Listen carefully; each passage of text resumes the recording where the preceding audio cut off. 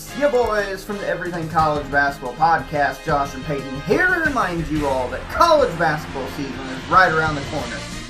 Yes, we finally know it's right around the corner, and Peyton, there's only one place people should go for all the college basketball excitement. Well, Josh, the only place to find all college basketball hoops all the time is Everything College Basketball. Everything College Basketball can be listened to on several podcast hosting sites like Spotify, Google Podcasts, and Apple Podcasts. And we can also be found on our Facebook group at facebook.com/groups/Everything College Basketball. Yes, make sure you are joining the group with a couple other 100 people and growing by the day as we march into year number 3 of the Everything College Basketball networking system. Now, let's get back to Conrad and Everything Pro Wrestling.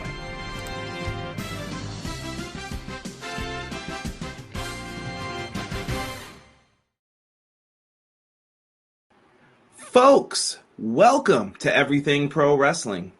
Everything Pro Wrestling and Hubbard Wrestling Weekly present to you Clash of the Podcast. This is episode 7. It's been 7 wonderful weeks with my partner here, Sean. We got some good conversations going for you. Sean, what is happening, bro? What's the word, Conrad? I'm not going to lie. I am in an amazing mood today. Don't ask me why. It is cold. It is a little bit rainy, but I am feeling good. Maybe because my Giants are 5-1. Maybe because your Bills, I believe, are 5-1 or 4-2. I'm not sure which one. We only took one out. We don't need any more added on, baby. But we beat them Chiefs. And overall, I'm just getting over the misery of my Mets being out of the playoffs. But it's been a crazy ride. But enough about that. We're in the building, man. Clash of the Podcast, episode 7. I can't believe it.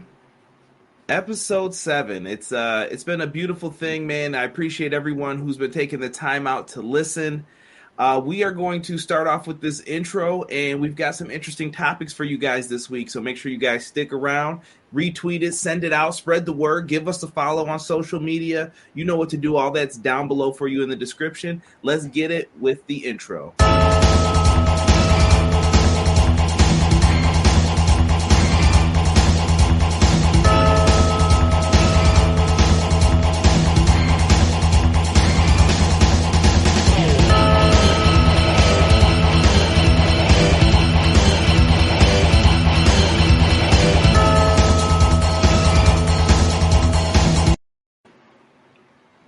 It is that time. It is that time.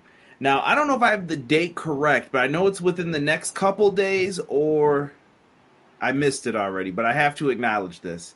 One of my favorite moments as a fan, as a little kid, I have to bring this up. Bret the Hitman Hart winning the WWF Championship from Ric Flair in, do you know the place? I know you know it. I know it's in Canada. I know he won it in Canada. I want to say Saskatoon. Yes.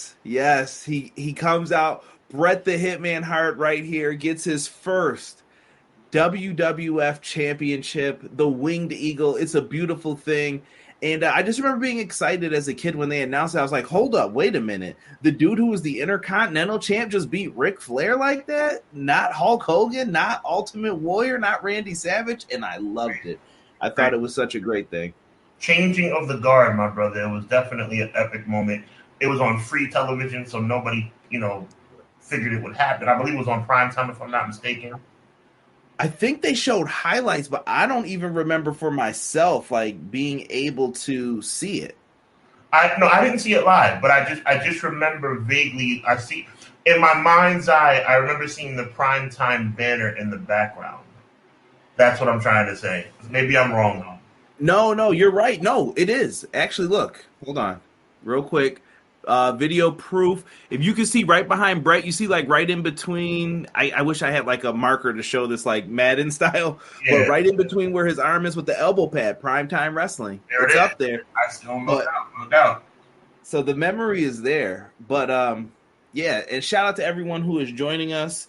I see we got Damon in the chat. We got Matt Lopez in the house. Man, thank you guys so much.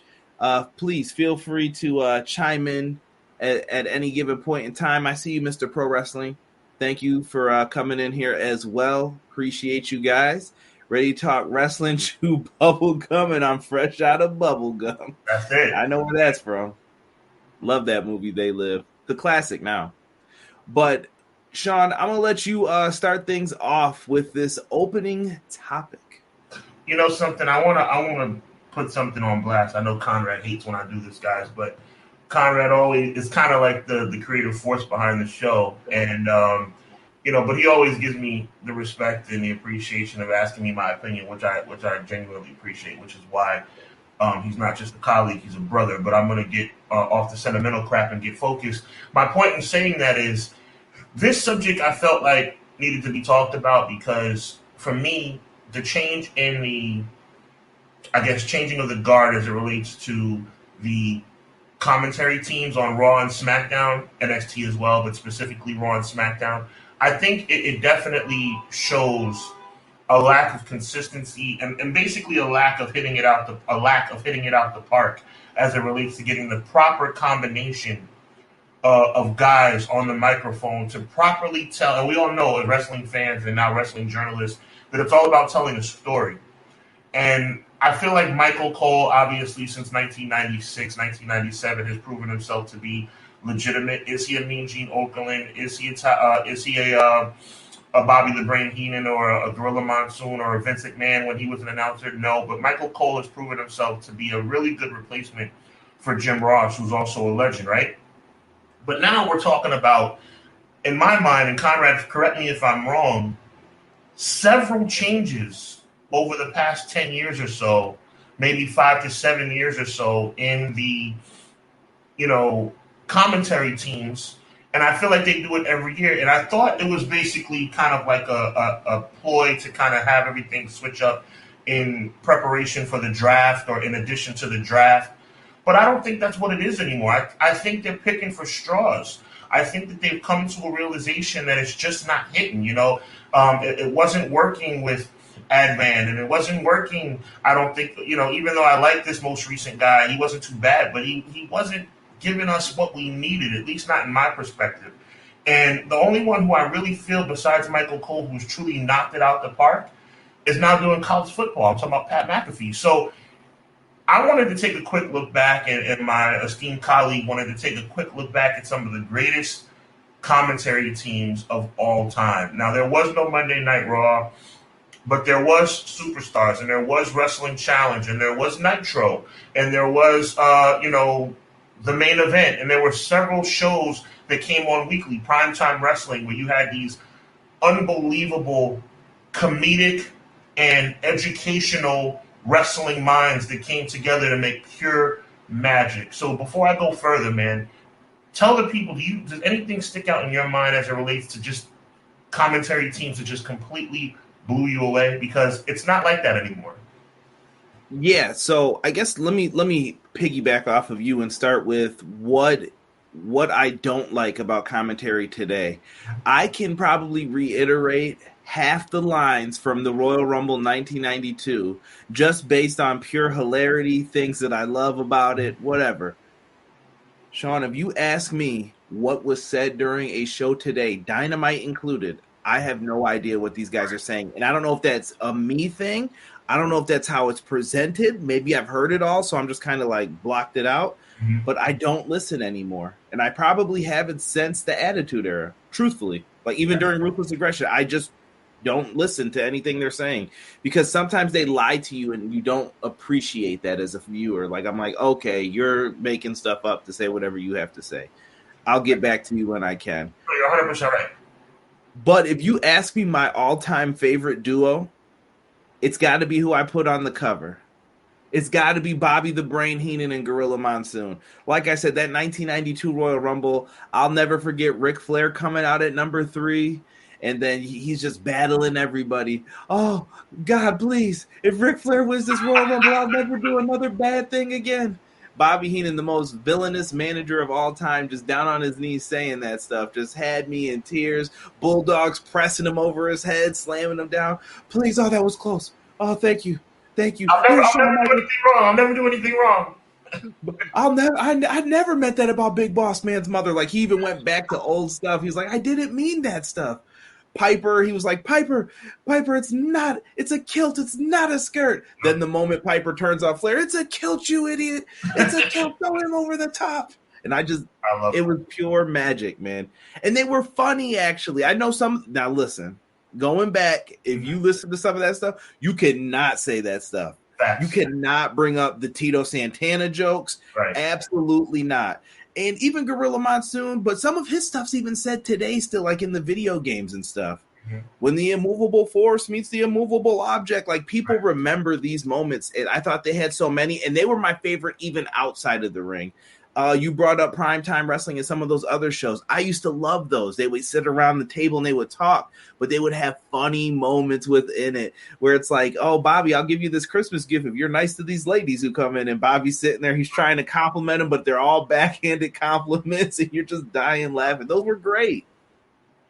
It was. And it, like I said, it told the story. And the reason I'm so passionate about this, man, is that it's just not like that anymore, man. I mean, I hate to say it, but it's almost like Jim Ross and the King was the last true dynamic duo in wrestling in WWE. I mean, I enjoyed Shivani and Bobby the Brain in WCW. I even enjoyed Eric Bischoff to an extent. I like Shivani a little bit in AEW. I think that Jim Ross is kind of, and I say this respectfully because we all get older. I think Jim Ross is getting older, so his clips and his banter is a little bit less. I like when he quotes the Acclaim. Listen, that's pretty funny. Yeah, but it's not the same, man. So it's like, and obviously mine is just completely right on target with yours. Bobby the Brain and Gorilla Monsoon was absolutely awesome, man. So it's like now, where are we at, man? You know, where are we at? Like, you know, there's no more Jesse the Body Venturas running around. There's no more, to a lesser extent, rest in peace, Roddy Piper's running around. There certainly isn't the quality of Bobby the Brain and Gorilla Monsoon. Rest in peace to those guys. There's certainly not the quality of those guys anymore, right? No. Corey Graves, and it's not hitting for me. And I want to bring up something that I did not talk to you about in the production meeting, bro. I am not a fan, and they've changed it now, obviously, as of a couple weeks ago. This kind of like ragging on Byron Saxton that Corey Graves does, it's not funny. It's uncomfortable to me. Am I being sensitive, or am I on target? I think I'm okay with it because Byron Saxton presents himself as kind of, I don't want to say this. You know how you hang out with a group of friends? Mm-hmm. There's always like, yo, everybody's cool. And then there's just that one dude that everybody hangs out with. The Cheddar Bob, as I like to call him. Mm-hmm. Like, what did you just say, bro? Like, why is he with us again? Like, he's the one that's going to ruin any good moment, and you know it. That's Byron Saxton, I feel, on the commentary team. He'll say something, you're just like, what? Is Corey over the top with it sometimes? Yeah, but if it's not leading anywhere, if it's never going to lead to a match, I really don't care if that's wrong, I guess. If Corey's not going to get in the ring with Byron ever, there's not going to be a tag match or something, why are we doing this? Okay, I feel you on that. Let me ask you a question. Let's move forward into this. Did you feel like Jimmy Smith deserved to lose his job, or do you feel like he needed to be transitioned into something else? Okay, so this is going to be funny. So the after effects of what Jimmy Smith's saying now, yeah, he should have lost his job. Okay. Because if that's how you always felt deep down and that's how you were going to act, I think that's terrible. Like him talking mess about like Roman and this ain't fighting and this is like whatever. I'm just like, bro, that's whack, man. Like Jimmy Smith was in a prominent position. He had the opportunity to make money for his family, whatever it may be. That's why you're in the wrestling business, right? You make that sacrifice every Sunday. You get on the plane to go to the city to do Raw. Why he decided to talk bad and then say it wasn't a real sport, I thought it was very disrespectful. Was he great in the role he was in? No. He was better than Adnan Burke. He was passable. Is the best word I could think of right now to use for that. I think that's an accurate depiction. He's when you bring your mom a C+ home. Mm-hmm. You know she's not happy, but she's not mad because it could have been an F. So she's like, you know what? This is all right for now. But I think that was the issue, though. All right for now, and if we don't see anybody getting better, they're talking about getting rid of NXT talent. I guess that applies for everybody, right? If you're not getting better in a couple months. You know what I think is the worst thing in the history of WWE announced teams? And it's for a different reason than your expert. When I say this thing, you're going to be like, duh, of course. Mike Adamle, right? He was terrible, right? This is several years back. But it's not for the reason that you think. Obviously, he stunk. Everybody who remembers Mike Adamle, if you don't remember Mike Adamle from the American Gladiator days, he had a short cup of coffee with WWE as a reporter and announcer, and it was really terrible. Messing up Jeff Hardy's name, calling him Jeff Harvey with a V. It was plastic botch. That being said, though, the reason why I say Mike Adamle is terrible for it, and looking back historically, it was a really bad deal, is now everybody, and I'm piggybacking off of your point, Conrad, now everybody remembers Mike Adamle as being so terrible and so bad that as long as you're not Mike Adamle, you're okay. And I don't think that's good enough anymore. I don't think C pluses should be good enough anymore. Mike Adamle was an F minus, okay? But just because you're better than Mike Adamle doesn't mean that you're acceptable. We're talking Gorilla and Bobby and Jesse and Vince. Let's give Vince his credit too, and JR and the King, and maybe you could say Michael Cole. We're talking about A plus. That's what it should be. Announcing is just as important almost as what's going on in the ring. Right. And shout out to Rob and Sick. I see you boys that joined us as well. Appreciate you guys coming on in. Damon said my team was young Vince and Jesse, but that Jim Ross is the voice of wrestling. You could put him up there with anyone.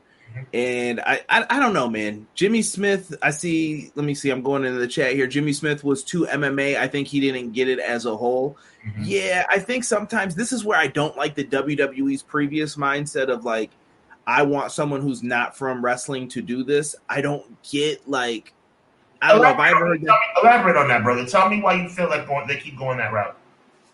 I feel like Vince and them don't want to be associated with wrestling. So in Vince's mind, I think he wants to make it bigger than wrestling. This is bigger than wrestling. This is the grandest thing you could see ever. He wants it to kind of be like the big circus that comes to town, but he goes to each town, he makes his money, he comes back, and then does it all over again for you, right? And he knows what's the A town, the B town, the C town. Vince has this all set up into his head. Mm-hmm. But I think when Kevin Dunn does it, he doesn't like wrestling. Mm. Kevin Dunn shoots things. He wants to see things a certain way. Oh, Michael Cole looks better than Jim Ross on commentary, and that I don't like. See, that's where commentary went down for me. When you're trying to force Michael Cole into a spot that Jim Ross definitely deserved and had, and it wasn't time to bench Jim Ross when they put him to SmackDown and all that. It wasn't time. I'm sorry. Michael Cole's not better than JR. That's just my opinion. He's not. And he won't be. That's a tough spot to fill. You know what I mean? It's hard to be, when you come after the greatest, you never want to be that person. You never want to be like, oh, I'm like, it could be anything. That's the greatest boss. And then you're coming in to fill the role of it. You'll never be able to do it because rules change, things change, and it's never the same again. And it takes a while for people to forget that and then get back into it. For some reason, everybody smiles when I mention this name, but I mean it in the most serious light. I mean it in the most serious light. I know, what's up, dude? I agree. So here's the deal. Todd Pettengill. I think Todd Pettengill was good. He was kind of a feel-good kind of guy. He never was a play-by-play guy. I don't think he was ever a color guy as well. I think he was either backstage or whatever the case may be. When Michael Cole came in, let's give Michael Cole a little credit. No, he's not Jim Ross. But when Michael Cole came in, Michael Cole was looked at to be a Todd Pettengill wannabe. Actually, I remember there was an infamous backstage report where Road Dogg actually called him Todd Pettengill and said, "You're no Todd Pettengill," or actually called him Todd Pettengill to be. Look that up. It's in '98. He was making fun of him, talking about him being a Todd Pettengill wannabe. Michael Cole outgrew that. Okay, so we got to give him credit. He outgrew the Todd Pettengill shadow. But to your point, he never was able to achieve Jim Ross levels, and not that he ever should achieve Jim Ross levels. Jim Ross is famously someone who's always given a great deal of credit to Gordon Solie as being his inspiration. Jim Ross, to this day, would probably say he's not as good as Gordon Solie. Right on the money, brother.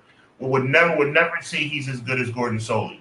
I think he surpassed Gordon Solie, but I say that with the utmost respect because Gordon Solie was awesome for his time. JR took it to another level. You would never hear Gordon Solie say, son of a, that wasn't the time that he was in, right? And we all know that some of the most famous Jim Ross calls of all time included the A word, the B word, a lot of profanity, right? So that was what also made him so cool, that the color that came along with the Attitude Era, right? But at the end of the day, to bring it back to Michael Cole, I think, has been saddled with an era that is not conducive to being great. Feel me on that. That I do. I think he's kind of the starting point of mediocre commentary within the company, if that's a fair point. Now, I will say this. I do think Michael Cole has had his bright spots. I mean, we mentioned before him teaming up with Pat McAfee. I think Pat McAfee brings an energy out. Pat McAfee reminds me of someone who's hyper, so you have to match that energy. Like, if he's yelling and you're trying to call a straight match, it's not going to sound good. So he knows, like, I need to match that energy. That's the beauty of their team. When you get into some of the other teams like JR and King, they just complemented each other so well because JR is the straight wrestling guy and King's talking about other filthy stuff that you're not supposed. What are you doing, King? Like that's how it worked for him. Right. And it was all right. And I like how some of these guys have been able to transition from different roles. Like Michael Cole as a heel commentator, I thought was absolutely abysmal. Like I did not like that at all. Like those were some rough commentating years for Monday Night Raw. In my opinion. Oh my goodness. Some of the comments in here have me cracking up. Mauro Ranallo was a great one too. I loved him in NXT. Mauro was good. Yeah, someone would get dropped and he would just be like that new Drake album that just came out this week. And he would have references for everything. And I just Mauro Ranallo, like his tag team partner, I think his name was Nigel McGuinness from Ring of Honor. He was pretty good. I enjoyed him too. Yeah, I wonder why he recently left the company. I don't know if he left on his own or that's an interesting story, but I always thought he was great. Always thought he was great. What's going on, KJ? I see you in here giving our props to JR and King. Six says Jimmy Smith is the perfect example of why you shouldn't hire people who don't have love for the business. It never works out. Rob said, can we all admit Jerry Lawler, especially after 2007, is and always has been a bottom-tier color commentator? Ooh. He fell off, but he fell off like when we get older, it's not as sexy, not as cool, not as awesome as it was in the earlier years. Look, I agree. 2007 through present, Jerry Lawler is not, because you know what? Everything started to become recycled, Conrad. Yeah, listen, me and Casey Briggs, he's probably going to watch this after the fact because he usually tells me the next day. Mm-hmm. He always argues about Jim Ross, and he says that he thinks JR is the most – he's not saying he's the worst, but he thinks he's the most overrated commentator of all time when he goes back to listen to him. And I don't know, man. What we're bringing up now makes it different, but if JR is overrated, how bad to him must be the other people of today then? Right. That's the craziness when it comes to – all of this. People are coming in here with who put Ether on? Say what you want about Enzo, but he cooked Corey Graves that one time. He tweeted the only reason Corey Graves has a job as a commentator is because he can't take a bump in the ring. Yikes. And especially hearing that from Enzo, that's the last person who I'd ever let someone talk trash to me. The best hires from wrestling, that's why when we talk about the best, they got their start in wrestling. Do you agree with that? You think like Michael Cole and Taz, like, did you like Taz as a cop? Taz is an acquired taste, I feel. He's like caviar. Like, you either going to love him or you're not. Taz makes me laugh sometimes because I'm just like, what are you doing, bro? I think Taz and Michael Cole was a really good B team. I enjoyed them being B team. I don't think I could ever listen to Taz and Michael Cole every Monday night, every Friday night, like we had to do, obviously. But I think here's the proper answer to your question. He was okay. But every week you knew who was better. You knew that JR and King of that era were miles ahead. And that leads me to my next question. And this is for the chat, and I want people to either give a yes or a no in the chat. Is Michael Cole, obviously we know Michael Cole, if we had to narrow it down to the best announcer of the past 10 years, it would have to be Michael Cole, if for no other reason by default, right? Yeah. Is Michael Cole a Hall of Famer?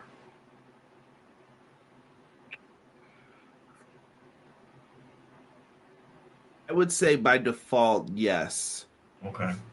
I think he would have to be. And Michael Cole's so weird because you could point out how bad he can be, but then there's these moments of greatness, like the NXT UK tournament with like Pete Dunne.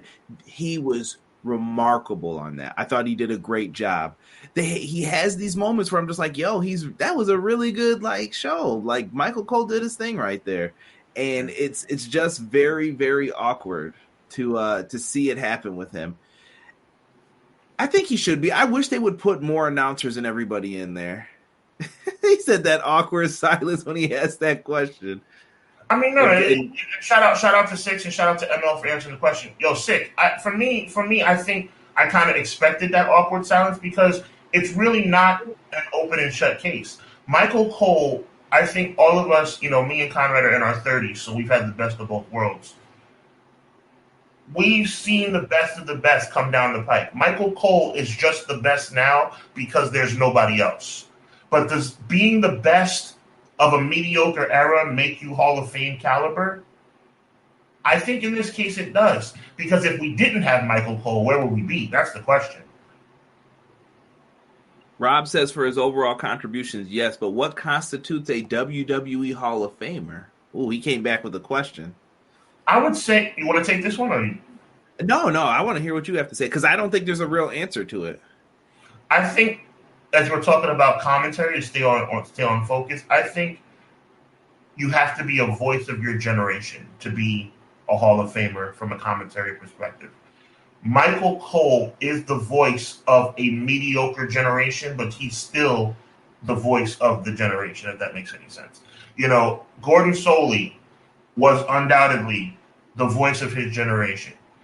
Vince, Jesse, Bobby, Gorilla were obviously, without question, the voices of their generation, right? There's no question about it. Tony Schiavone was the voice of his generation on the WCW side. This is the greatest city in Panama, Florida. Right. Every week was the greatest Nitro in the history of Nitro, right? But so here's the thing. What constitutes a Hall of Famer? And from the standpoint of commentary, you have to be the voice of a generation. And unfortunately, due to the fact that it's been a mediocre generation of announcers, Michael Cole is the voice of generation. You could be onto something. Now, listen, I know a lot of people are going to bring up King and JR. They're the GOATs for certain people. And that I can understand it in comparison to if you grew up in the golden era, you may say them. I still stand by Bobby Gorilla, still the best duo. But I did put some people in here real quick for us to talk about, Sean. Some unknowns. I put up Jesse and McMahon earlier. I think they're a great duo that don't get enough respect either. I would put them in the upper tier of like wrestling commentators.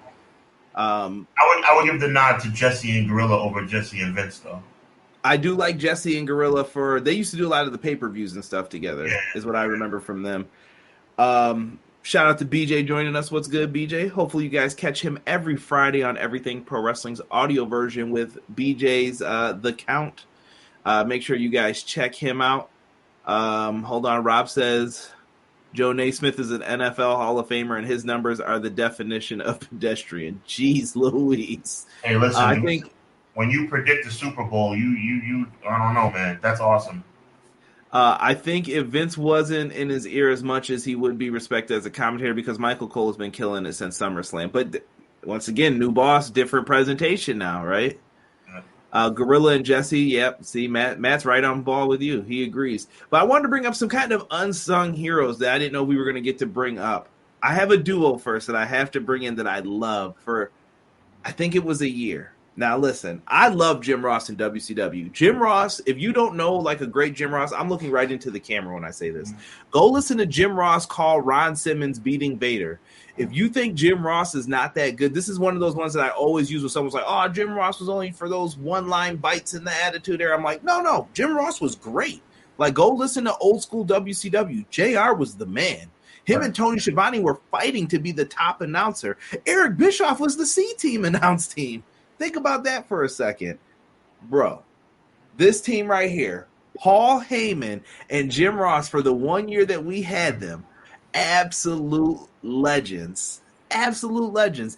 And the one thing that Paul Heyman brings up sometimes on like the DVDs that he got in trouble for, and he knew that Vince was in the ring so he wouldn't get in trouble for it. You know the line I'm talking about in Washington. Right. That man is I'm not going to see the whole thing, but for anybody who wants to look up the first part of the line, you can Google the rest. I got to come to Washington, and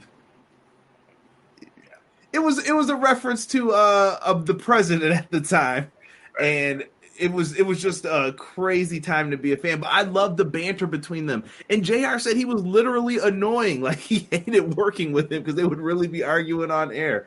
And Heyman would just make JR stupid sometimes. Like, well, that's a stupid reason to say something like that, sir. The Alliance are clearly going to destroy this person tonight. And JR would get mad, and I loved it. Just one of those things, man, that I'll just like I'll slap the table and I just laugh at. And I don't know. Back to WCW as well. Say that again.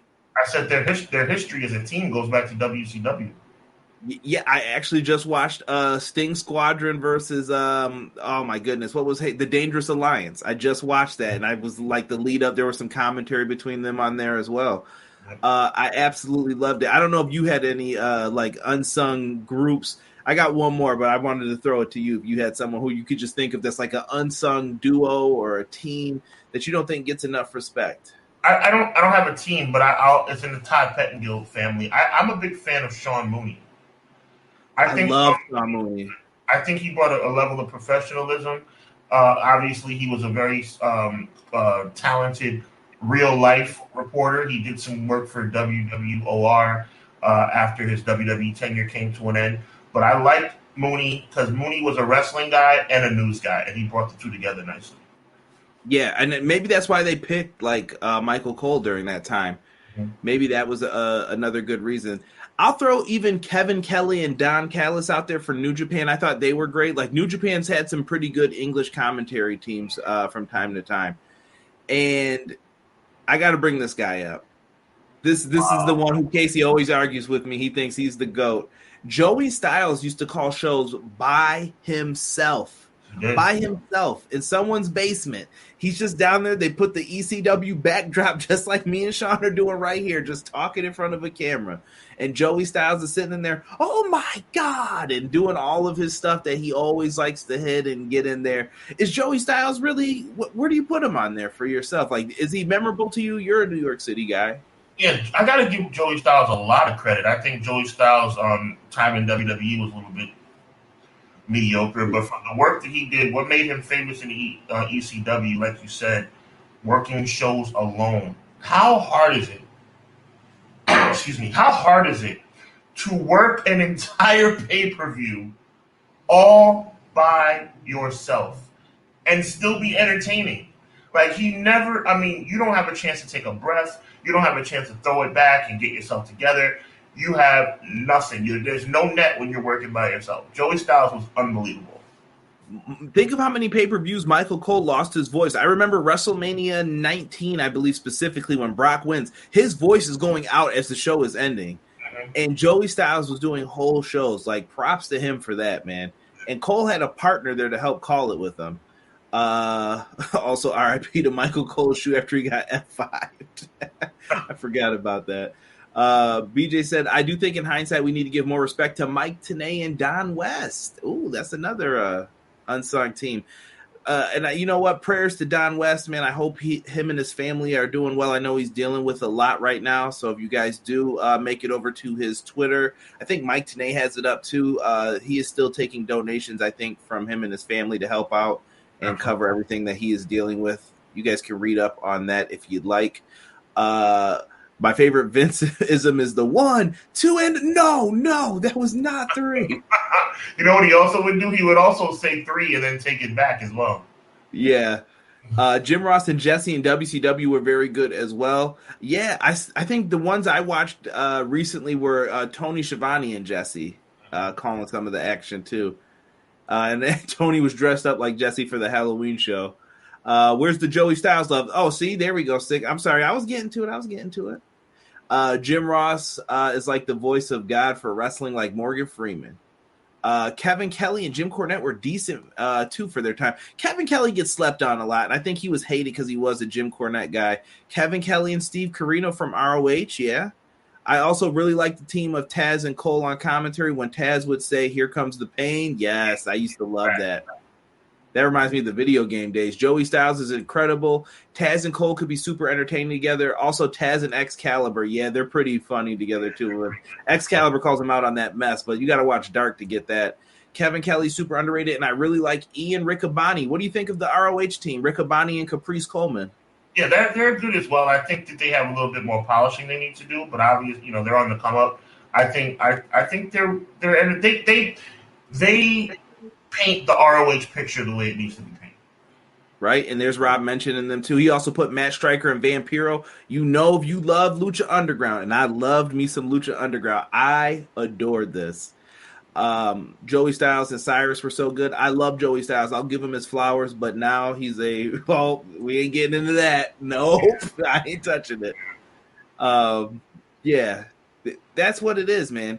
Sean, I don't know if you want to add anything else onto this topic. One thing I want to add, because a lot of people Sick was actually 100% right. I got a little bit of appreciate the responses. I want everybody in the chat. It's a quick yes or no. I really want to know your opinions. I know it's a little bit awkward because it's really a tough question. Michael Cole, Hall of Famer or not? I only got about 4 or 5 responses, which I appreciate. But I want everybody to chime in. Michael Cole, Hall of Famer, yay or nay? But other than that, I love the topic. Thank you, man. I think everybody enjoyed it as well. Yeah, you know what? Matt Lopez isn't wrong. Cole Cabana, I thought was all right as an announcer too. Towards the end of Ring of Honor, he was transitioning over to doing that before he got the call from AEW. So, and maybe that's something he could look into after he's done being in the ring. Ooh, Ace said, what about Josh Matthews? I'd like Josh Matthews in WWE. I did not like Josh Matthews in Impact, though. Yeah, I agree. The strange voice. I like Josh Matthews because he got a job after Tough Enough. Other than that, not really. Yeah, tough man. One day we should talk some Tough Enough. If they ever bring it back, remind me that's going to be one of these episodes too. Can't forget about Booker T. Nah, shucky ducky quack quack. He's all right on pre-shows and stuff, but I don't like Booker T as a commentator. I feel like he never knows enough. He's just making it up as he goes and laughing and stuff. And I love Booker T as a performer, but yeah, he's not great behind the microphone. Yes, especially once he showed that he had personality after the Vince stuff. Josh Matthews stinks, Rob says. Well, at least you guys are honest. Speaking of stinking, this seems like the perfect time to let's go to move on. This is a topic near and dear to some people's hearts within the wrestling community. We always advertise Raw after this because it's going to be on at 8 tonight. Lots happening, right? We had a return happen last week. It was the big return of Anderson and Gallows to join their friend AJ Styles. Now, as Sean said, we talked in pre-production about this, and It ain't hitting for me, man. It ain't hitting. I wanted to get your thoughts, though, on the air about it, man.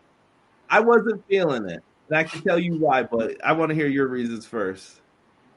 I made a point about a month ago about how people return and get pops just because they return. Jonathan Coachman, I don't say this to be disrespectful, but Jonathan Coachman's not a wrestler. He's an announcer. Jonathan Coachman got a big response when he returned to WWE. One of the most limited guys in the business, in my opinion, Braun Strowman. And people think I'm really dogging out Braun Strowman. This is my genuine opinion. I think he's a stellar athlete, but I think he's very limited. Braun Strowman got a big reaction when he came back to WWE. The list goes on and on. The Good Brothers didn't even get a good reaction. It was the most uncomfortable, unexciting moment as it relates to a team or a superstar coming back to WWE. It laid a complete egg. We all saw it coming, and nobody cared. And that's the worst thing you could. Nobody cared. Did you care? You want me to answer now? I did not. I did not. I did not. It was weak, man. It was weak. And oh man, one of the most decorated teams in the history of the business. They have been WWEized so badly that now it's like it doesn't even matter that they're back. I mean, this fizzled. This fizzled immediately. As soon as they came out, it fizzled. I love someone thought I was gonna put a Manscaped ad in here. No, not tonight. No Manscaped. But bro, all right, man. Listen, I don't hate Anderson and Gallows. I like them in the Bullet Club, but you nailed it right on the head when you said it, bro. They got WWE, bro. Yo, never let someone say they cannot book you into oblivion. Right. They can. Bro, if you look up the stats, go back to when they debuted with AJ, and I want you to look at how many tag team wins they got over that time period. Mm-hmm. It is horrible. Then they randomly one day, remember when their contracts were coming up and WWE was doing the whole, do you want the belts? We'll give you the belts. And they got the belts randomly. They just ran it. They were on Raw. They beat someone. I was like, what the heck? I mean, I guess if that's what we're doing. And I was like, maybe they're going to take them serious. They signed those new contracts, and before the ink was even wet, swoop, give me those. Yeah. They're all gone, and they were the first ones out, and they complained. And this is the part that hurts me, Sean. You complained about those contracts. Then you started saying, I'll never go back there. I'll never do this. When someone passed away in WWE, they had grieving counselors there. You know how it is at work. They always get grieving counselors and stuff in case you needed it. And Carl Anderson proceeded to dog them for that. And I was just like, bro, what? And I just couldn't believe that when I heard that they had feelers for them to come back. It seems so hypocritical. And I know Carl Anderson said, I'll come back maybe if I need a second pool or something, yada, yada, yada. I get it. I feel like they came off as very phony. Yeah. Like when some people say they're not coming back, don't come back then. Like literally mean it, or put up more of a fight than they did. They were like, oh no, please don't take us from Impact, please. And they just went right on over. They waltzed right over there. And I'm going to take it a step further. I think it does something bad for AJ Styles as well, because I think AJ Styles would have been better off. I mean, I think number one, staying by himself and continuing being AJ Styles would be the best option. But if you were going to join up with somebody, you should have joined up with Judgment Day, because getting back with the Good Brothers, it's like middle of the road. It wasn't bad. It wasn't good. It was just whatever. And when the Good Brothers arrived last week, I was like, because you could see it coming when he hugged Finn Balor. I mean, we all knew it was coming, right? And nobody cared. No, I mean, Conrad, nobody cared. How could you? I just don't like it. I don't know. And we've been through this Bullet Club train too many times. Mm-hmm. So I want to play a game, Sean. I want you to tell me, did they make the right move or the wrong move? And we're going to get to that in 1 second, Matt, too. That Carl Anderson, for those who don't know, is the never openweight champion. It's like the second biggest title in New Japan currently. So he's basically the equivalent of the Intercontinental Champion right now, and he was working without a contract, is the rumor. Mm-hmm. All of this is rumor. So let's see what happens with that. And supposedly they're booked all the way through Wrestle Kingdom. We'll see what Gedo is able to pull out of this, or if there's a relationship between them. But going back, let's go back to when their contracts were up. Tony Khan calls you in. Brand new. He's like, listen, you've seen what we've done. We've already had our pay-per-views. We got our first show coming up. You're AJ Styles, Anderson, and Gallows. The idea was pitched to them. This is the rumor. I want you three to be on the first show. Kenny and the Bucks will win the match. They'll be out there celebrating. I want you three to come in to attack them, and we'll have a big program at the next pay-per-view for you guys. That's how we set up everything. It's laid out and presented to you. Would you have taken that deal, or would you have went back to WWE for more money at that time? I think AJ going. You're talking about AJ and all three of them. All three of them going would have made an impact. No pun intended, because it would have been them AJ, switching, going over to AEW. But honestly, bro, like the Good Brothers don't really. I mean, it's nothing to me. Like AJ would have been the selling point of that situation. But I mean, to answer your question, I'm never gonna say that somebody shouldn't take money to feed their families, but if they're offering you $100,000 a year and WWE's offering you $1 million, I'm just throwing random numbers out there. You got to do what you got to do. I'm just trying to say that they do look like, the point you made earlier, they do look like sellouts. They do look like they're just it's like a money grab. And the worst thing that you can be in wrestling is not relevant. And I don't think, and I saw a comment earlier, Ace said WWE needs more tag teams. Yeah, but I mean, the Good Brothers without AJ Styles might as well be on the main event. The Good Brothers are played out, bro. It's just not worth. They were played out in AEW. They were played out in Impact. They haven't been good since for a while. For a while. I think that the idea of them leaving. So to me, for AJ, him staying in WWE, I don't question it at all. AJ was always booked fine. He had nothing to worry about. He was there, and I mean, afterwards, was he booked kind of crappily, I guess we'll say? Yeah. He should be in the world title picture, in my opinion. If you've got that guy, he should be in the mix. Absolutely. But Anderson and Gallows, I would have been telling AJ, like, yo, this is a big chance for us. We got to go over here with him. Like, we got to take this money. There's no way that we're going to not be booked properly over here, especially in the beginning of AEW. They had that chance, and I think once they got fired from WWE, then they went back and said, hey, is that offer still there? And Tony said, no, that offer's not here anymore. And I don't blame them. And when they started working with Impact, they were like, hey, can we hang out with Kenny? And I'm sure the Bucks put in the good word, like, yeah, let him work with Kenny and us. We'll kind of be like the old Bullet Club again.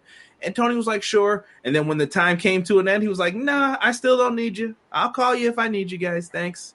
I think he felt betrayed a little bit by them because they strung him all the way till the end, is the rumor of what happened. So, in a time frame where Khan has been a little bit wishy-washy and taking a stand and being a boss, he made the right decision as a boss in this particular case. And to give you another analogy that I think everybody would appreciate, NWO. There was an NWO A team and there was an NWO B team. The B team was like Stevie Ray, Scott Norton. That's, to me, the Good Brothers are Bullet Club B team.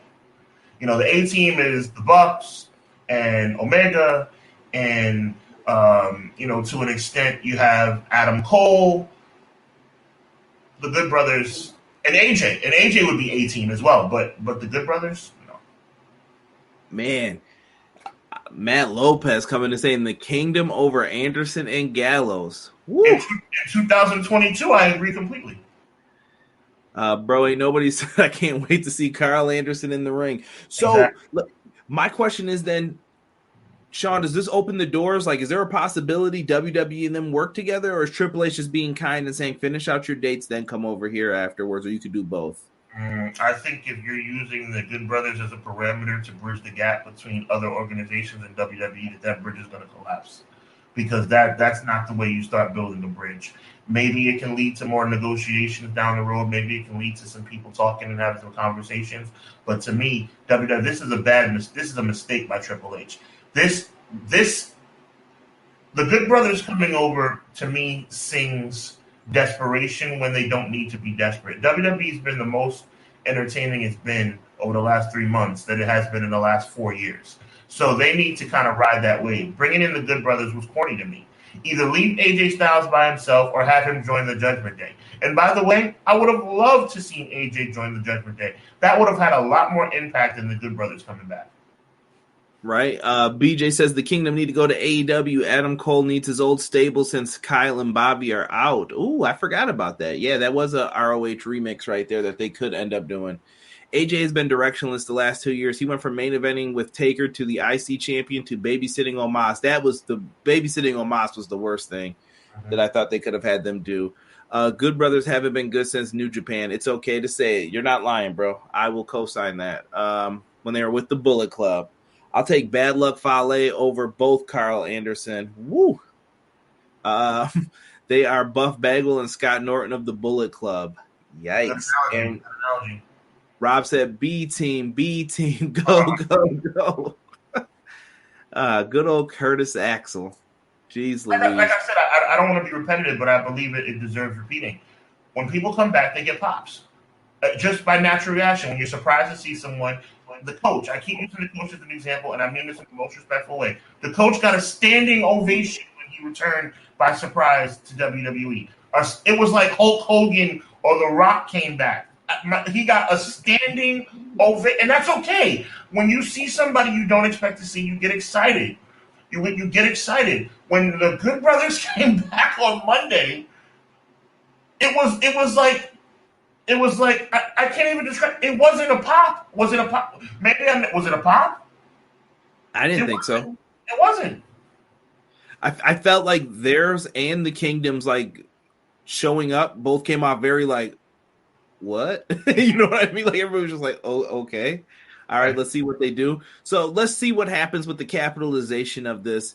And speaking of people who love to use returns for pops, as we get into our second last piece of news here, I wanted to bring this to your attention, Sean, because this kind of deals with us dealing in this world of we do interviews from time to time. I know you say we're journalists. I don't ever like to consider myself one. I always just tell people, listen, I'm a fan. I'm just asking you questions. You don't have to answer it, whatever.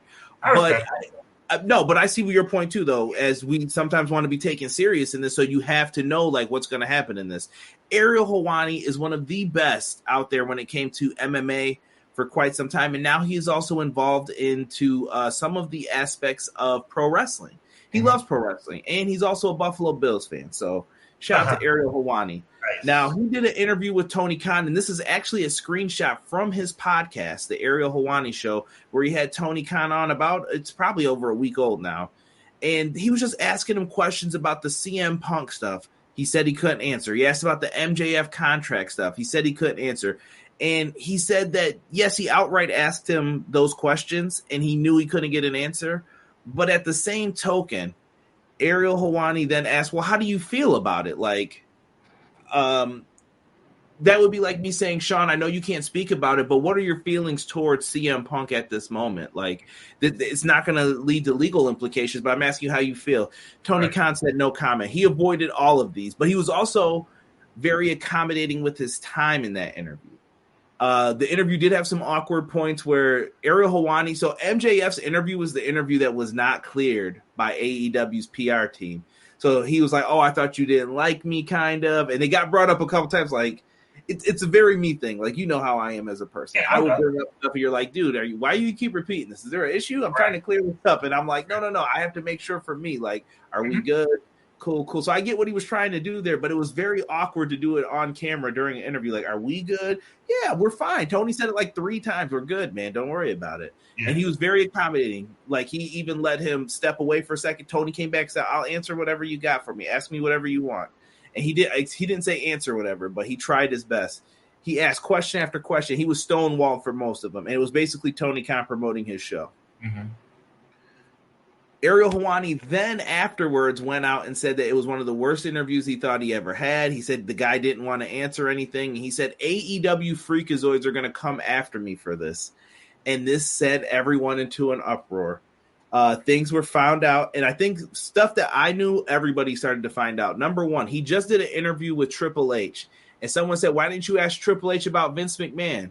He was like, well, that's not important. That would be like asking Bob Knight, like his replacement. What did you think of Bob Knight and his coaching? Well, I disagree. That was a horrible example, by the way, because Bob Knight's assistant coach ended up taking over for him. Right. Horrible example. But he didn't. Horrible example, and I disagree with the premise as well. Right. So he got into some of that stuff. Do you know who his former agent was that got him the job on ESPN? Nick Khan. Wow. So now he's being confirmed as like he's a WWE shill. And his last statement was in the last 6 months, he thinks that WWE has been way better than AEW. And if you say otherwise, you're telling yourself a lie. I wanted to present it to you as how do you see this? What do you think overall? Well, as a journalist, to use that hot button word, you should be impartial. Like he's really that comment right there, I just want to kind of hone in on a little bit. You can't talk like that when you're supposed to be an impartial journalist. WWE's been way better, and if you're like AEW freakazoids, what does that even mean? Like, I get what he's saying though. Like, if you say something bad about the other company, people will come out of the woodwork and just argue with you about it. Like, okay, but I've said things. I think he took it too far. That being said, though, he made a comment that I thought was unnecessary, but him saying it was the worst interview ever, I don't have a problem with that. He should take his brand seriously, and he should take what he does seriously, which is what makes him one of the best combat sports journalists in the world. Tony Khan didn't answer any questions. He was very vague in his responses, and that doesn't give a journalist, a writer, a interviewer that much to go on. Okay, Conrad, subject A, how do you feel? No comment. Conrad, subject B, how do you feel? C, D, F, E, F, G. It's like, okay, what are we doing here? Why did you accept the interview in the first place? You know, like, it gets a little awkward. So I can understand that part. Right. Matt Lopez said Tony didn't give Ariel Jack. This doesn't make anyone look good. Not Tony, not Ariel. Well, I don't know what people wanted him to say about the CM Punk situation. If there's legalities to it, he can't talk about it. And MJF. But say that then. You could say out loud due to legal ramifications. I would give your fans something. I would love to give you guys the 411, but unfortunately, I'm not at liberty to discuss. Maybe he can. Like I said, I think we all don't know everything that's going on with that too. I think there's more to it because they've been quiet for a very long time and haven't said anything. Cray, what up, Cray? He said TK may be guarded because Ariel interviews WWE guys. He does work for BT Sport as well. Mm-hmm. Who I know AEW's on their channel now, but BT Sport gets a lot of WWE interviews as well. BJ said also, Tony only ever promotes his shows on any interview. Like, unless it's about pop culture references, it's all about the upcoming stuff. Not lying. Ariel shouldn't have made those comments. He came out looking like a WWE shill. I agree. I think those were very bad. All Ariel did with those tweets was guarantee he would never get an interview with an AEW talent again. TK is in the middle of a potential lawsuit. Of course, he can't talk about it. I think Tony Khan's also feeling a lot of pressure from Triple H and WWE. I feel like it's momentum, right? In all of this, you remember WCW. The momentum has shifted because Vince is gone. It's like ding dong, the witch is dead. Everybody's back over on WWE. Like, yes, $1 million production. We've got it all. Hunter's got 3 shows. He's gonna make everything right. That's good for now. Something's going to happen that is your breaking point. That you're gonna be like, okay. Then that's when I tell people that's when it's gonna get real. That's when we're going to start seeing, okay, no, you guys don't like me anymore. Remember, I don't have to be the nice guy. And Tony Khan's in the you don't have to be a nice guy mode. He might go cutthroat and just say, you know what? I'm going to do whatever I got to do now. I do want to make a comment regarding what Six said about how all Ariel did was guarantee he wouldn't get. He may get an interview with a disgruntled AEW talent. When they're ready to go. Andrade. Who had a worse interview experience last week? Hawani with Tony Khan or Nori with Kanye? So Kanye? Oh man. Yeah. I don't even want to speak his name into anything. I don't have and I thought Nori's apology was very disingenuous, I guess is the best way to put it. I don't believe him. I thought, and correct me if I'm wrong, because I'm not going to pretend like I listened to the whole thing. I thought that Nori apologized for basically being the platform to which Kanye made his comments. He was like, listen, it was on my platform. Am I wrong? Wasn't that the gist of what he was saying? Yes, but at the same token, he said he kind of made it seem like, well, he's a big deal podcaster, so he had, you know what I mean? So I'm like, are you really sorry then, or did you just want the clicks? Like, you already got the clicks, bro. It's too late. Like, you knew that beforehand. Come on. Gotcha. Ariel's going to interview Bobby Fish. Shout out to Bobby Fish, who's been showing up backstage at all the NXT shows. Bobby Fish is going to get him a job. He out there with the stereo playing the Undisputed Era music in front of Triple H house right now. I take Bobby Fish is nothing without the Undisputed Era music or without the Undisputed Era members. Bobby Fish needs, I'm going on record, Bobby Fish needs the music because the music is awesome. He needs Kyle O'Reilly. He needs Adam Cole. He needs all the bells and whistles in order to be successful. And he ain't got it. And I felt bad for him, man, at that Impact show. He went out there, CM Punk, CM Punk. And I was just like, dirty, just to make that man angry. But listen, we got to wrap this up. But we got to talk about Bray. Bray on SmackDown, bro. I got to get your thoughts on this, man. He finally came out, and we got to hear from the man. And he was in, like, full-blown...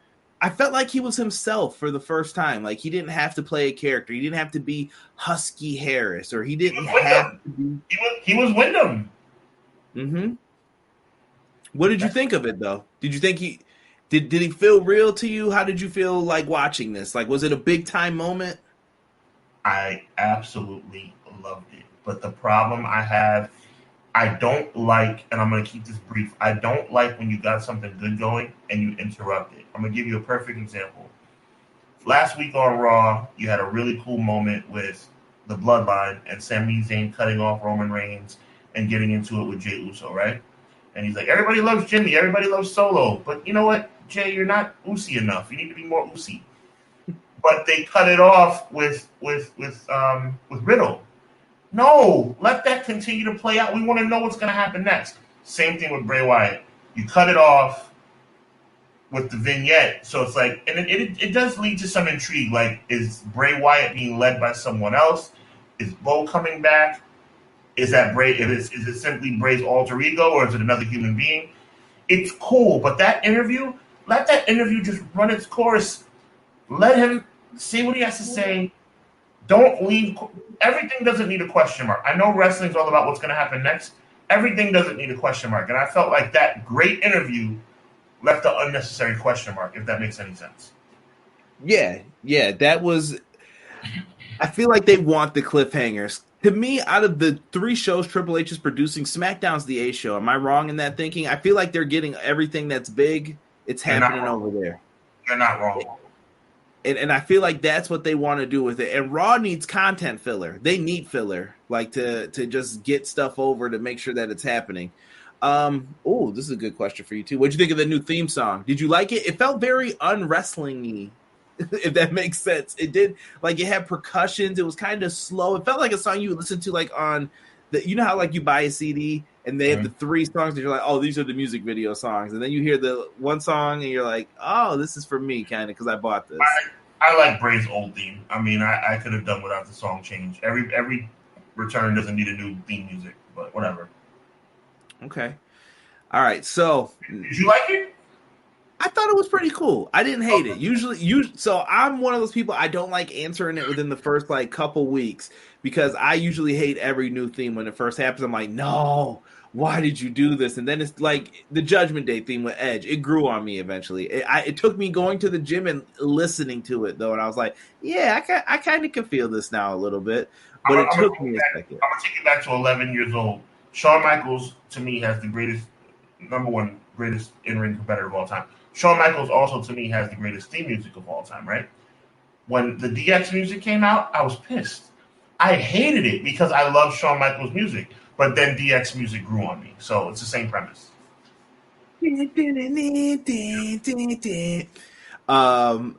People are coming up with their theories for Bray. Let me see what 6 says here. Okay, here's my theory on the new Bray Wyatt gimmick. I think the gimmick is a play on mental health, the stages of depression, and I think that's what those characters represent. Ooh. That interview from Bray was amazing. From Matt Lopez, Damon says it's him being himself, but he's being tortured by the voices in his head. That's why he was so flustered and emotional. I think the character is like the movie Split. Yes, I mentioned that too on other people's podcasts. Yeah, SmackDown is the flag show. Say what you want, but USA Money ain't got nothing on Fox Money. You ain't lying there. His faction might be his personalities, and that's what I was going to ask you, Sean. Like, do you see it being? Do you think he should elevate 5 different people, or do you think this is a playoff of Bray's got 6 different personalities? This has kind of been the Twitter theme of where they're going with this. I want to give you a lot of credit for putting this together, but no, I hope that's not. First of all, awesome job by you, but I hope you're wrong, and I hope the fans are wrong. It has to be human beings. It can't be 6 different stages of Bray. It can't. It can't. You have such an opportunity. You have such an opportunity to make some big stars. Don't just say it's just 6 sides of Bray. Give me humans. Give me Alexa Bliss. Give me Liv Morgan. Give me the kid from NXT. Give me, I don't know, give me Dakota, whatever.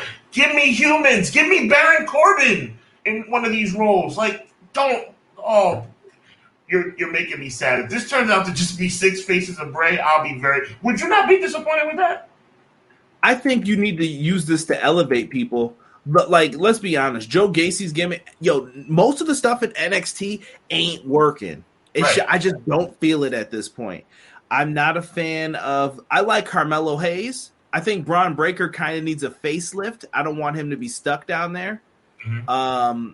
And one of those characters is supposed to represent Luke Harper. The one with the mask is called Uncle Harper, supposedly, or Uncle Howdy is the other name that they're using right now. I don't think they've gotten clearance on what they want to use it for, but hope he got his wife's blessing. I was told they were really close 6, so I think they're good on that. SmackDown's definitely the A show. You keep Alexa Bliss away from Bray and off my TV. Yeah, I can't. That Randy Orton one, man, I'll never forgive them for that. That was the moment when Derek, who I do the AEW podcast with, every Wednesday night after Dynamite, EPW, Dynamite review show.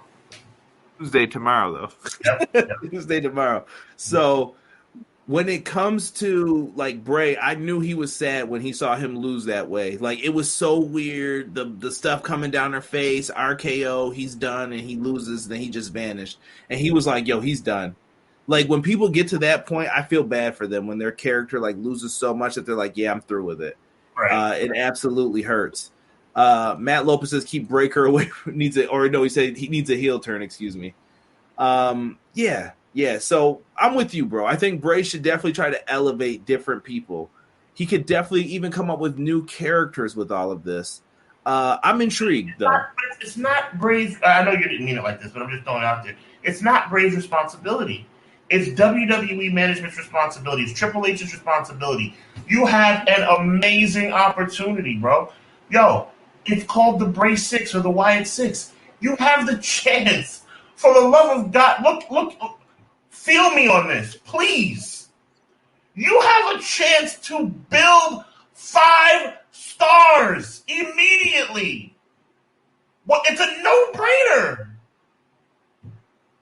It should be a layup, but are they going to get there? And BJ, I agree with pretty much everyone that you said that you like right there. You know what? I might put Wendy Chu on there too. I really like Wendy Chu a lot because she's shown how versatile she is. But you're hitting the nail on the head again, Sean. I fully agree with you on this. You could make more stars. I'm not even saying they're going to be main event level, but you're better off doing what you're doing now. All those people that you've mentioned, you're better off. What's Bo doing? He's sitting at home. Liv Morgan's in this weird, like, Jeff Hardy stage they got her in. Like, I'm just going to dive off of big stuff and just do these table bumps. That's cool and all, but where's this going? What are we doing with this? Exactly. And you could be doing that. And shout out to the homie Joel. Joel was good, bro. Damon said, give me people that aren't being used. Dominic, Ali, Shelton, Alexander, Rude, Ziggler, Baszler, Evans. There's a lot of people. I mean, you have 5 spots. I would assume 1 spot would be for a female, at least 1 spot. But 5 spots that you can put right on the map. I mean, instantaneous stardom for whoever you choose. Why would you just waste it? Oh, it's 6 personalities of Bray. That would be a huge mistake. I'm with you, man. I'm with you on this. But I'm having a feeling. My gut tells me it's going to pay off. Will it pay off like we all wanted to by Survivor Series? I don't know. But I think it's going to pay off.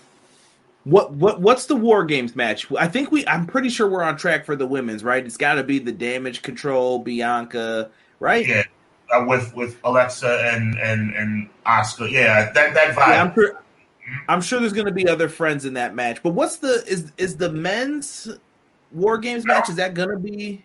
I don't think it's been solidified yet. Have you heard something? I haven't heard any announcements. No, No, I'm just trying to visualize in my head. Could it be? Some people are saying it's the bloodline. I saw somebody argue maybe it's going to be Finn and the homies now. Maybe they'll get the chance to represent Grape Street. They'll be able to go in there, do what they got to do. I don't know. My only hope is that they don't put Roman in the match. I don't think. I think Roman should have a title defense. Let's make this new face of Survivor Series really mean something. Obviously, War Games is a major step in the right direction. Don't get me wrong. But let's have Roman defend the title, and let's have the 4 members of Bloodline go up against 4 members of somebody else. If Bloodline's in it, you have to do something major. If you're not going to do something major, don't even do it. Agreed. I think the team of Solo, Sammy, and the Usos going up against the new Wyatt family. I mean, I think any of that works. I think going up against Judgment Day works. And we can imagine if AJ had joined the Judgment Day now. Yeah. Ooh. You could have messed around and did some things. 6 said, how dope would it have been to have Asuka in one of those spots? She's a scary lady. She's done the scary lady gimmick before. You could. But she was scary, like, she was, good point, 6, but she was scary, like, dangerous scary, not, to no pun intended, not sick scary, not demented scary, if that makes any sense. Yeah, and Bray's a big horror film fan. Like, I think Damon mentioned it about Split. I'm getting Split vibes from it, too, that he can go into these different characters like he was when it was the pandemic era a little bit. Braun Breaker is in the early stage of Ryback. Jeez. What up, E? Thank you for coming in here. Wyatt 6. I think the women's War Games at I think it's a women's War Games at Survivor Series. 1 men's, 1 women's. Yeah, that should be. I would hope that's what they're going to end up doing. Definitely. Judgment Day to me is looking like they're going to be in War Games because they are feuding with a bunch of people right now. It could be. They don't have enough people unless you want to. Would you have the first ever intergender War Games? How? Ooh, that's a risk to pull off, though. I know it's very risky. I don't see them doing that just because of the toy deals and the video. Like the video games, you can't even do any intergender stuff. So I don't see them allowing it unless they've changed their stance. Triple H is in charge now. Maybe they could. I threw that out there as a theory, and I think you hit the nail on the head. I don't think they'll do it either. I think you're 100% right. But if that were the case, then your Bloodline would have to. Judgment Day would have to add a new member. This is true. Let's see here. Some people are saying Bloodline versus whoever have the belts. There's a lot of choices. Right now, I think the best thing to say with WWE is I'm intrigued. Yes. And I haven't been in a long time. So I'm watching SmackDown. I'm going to get ready to watch Raw here in a few minutes. Oh, no. What? You just had a bad thought? I did. Say it. You speak it now so that it doesn't happen. Hopefully. What if somehow Logan Paul's in the War Games match against the Bloodline? What if it like check out this corny team? And I have so much respect for Rey Mysterio, but what if it's like Ray, Logan Paul, Braun Strowman? Like, what if it's like a corny combination of? You can't do that. Not the first one. I hope not. You need a story in these, and I think the problem when you do 2 War Games is they have to be different each time, and it's hard because the War Games usually works best psychologically when the heels have the advantage. Right. And I always found it weird when they'd be like, "Let's just give it to the faces to be different," because you're like, "How many times would the heels really get the advantage?" Exactly. And now you're just doubling it. Yeah, it makes it interesting. But Sean, plug what you've done this week because you did come up with a tremendous broadcast. I saw it got great views and stuff. If people who are combat sports fans want to check it out, let them know. I am very excited. I want to give a big shout out to Conrad, my brother and colleague. Big shout out to Joel Fight and all the people over there. I had a major success. Big shout out to Iceman John Scully. We did a preview of the Wilder versus Hellenius fight that took place on Fight TV pay-per-view. It was an amazing experience, and the fight lived up to the billing. I know first-round knockouts are not typically, anything that we enjoy from a pay-per-view standpoint, paying our hard-earned money, but as far as the spectacular return of the Bronze Bomber, I thought it was absolutely excellent. Make sure you go to Hubbard Wrestling Weekly. Make sure you go to EPW's YouTube channel as well. But as it pertains to what I'm talking about, like I got combat sports on lock. I say that humbly. I say I got it on lock because I love it. I love it so much. I love wrestling. I love boxing. I love MMA.